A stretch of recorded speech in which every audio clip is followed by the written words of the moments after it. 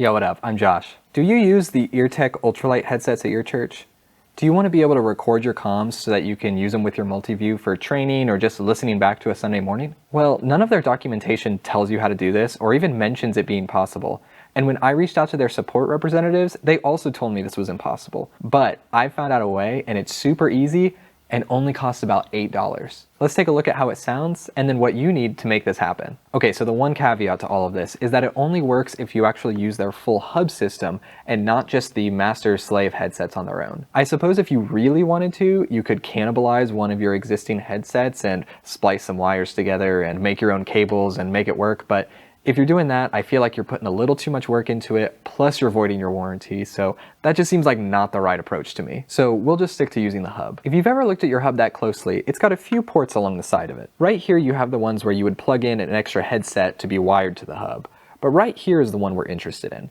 This is the one labeled link that you would plug into another hub if you were trying to link two hub systems together. But it's also the port we're going to use in order to get our comms out to record them separately. Now, Eartec wants you to believe that the cable that's used to connect two of these hubs is some fancy proprietary thing. In fact, they'll even charge you $35 for one. But it seems like it's actually nothing except a simple TRRS cable, carrying your audio inputs and outputs separately from one hub to the other. So how do we actually capture the audio output from this? Well, with this. One of those simple microphone headphone splitter jacks. This is only $8 on Amazon. When we plug this into the side of the hub, it's going to split the signal into one input and one output signal. We only care about the output at this point, but this is where it gets a little bit tricky. It looks like Eartec might have reversed which ring on the TRRS port is input and output, which means on your little adapter, you're actually going to have to plug into the microphone port instead of the headphone port in order to get the audio output from it. This is probably to keep people from just taking a simple cable and plugging directly from this into a computer or something like that. But since we've split things apart into two different signals,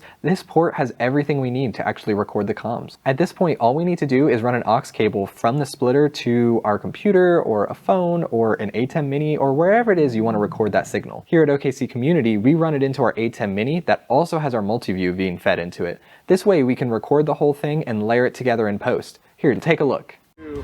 Two's live, and four's live, and one's live, and two's live, and four's live, and three. As you'd expect, the audio quality isn't perfect, but honestly I think that's more of an issue with the Eartec headsets themselves and less an issue with how we're getting the audio out of them. And honestly, if all you're using it for is training volunteers or reviewing past Sundays, it's going to be plenty good enough for that. But Josh, you say, we actually have two hubs and link them, so how would we get the audio out of it then? We're using that port. Well, I'm no audio engineer, but I think it's possible, though a little bit more complicated. You'll still need to have both the input and output from each hub going to the other hub, but then you also want to be able to capture the outputs from both hubs and feed that into something else. I think you could probably accomplish this with a bunch of adapters, splitters, cables, and a small mixer to combine the signals at the end. This diagram communicates kind of what my thought is, but keep in mind I haven't tested this myself because I only have the one hub. Let me know in the comments if this is your use case and if you've tried this and if it works or it doesn't. I'd really love to know. Now, all this talk about splitters and adapters,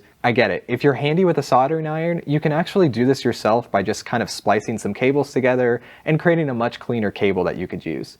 Personally, I don't think it's worth the effort because this little splitter cable is only $8, but if that's something that you're into and you'd have fun doing it, by all means, more power to you. All in all, I think that Eartecs are a great comm solution, especially for the more budget-oriented church, and this little hack takes them to the next level, in my opinion. Subscribe for more little tips like this. Until next time.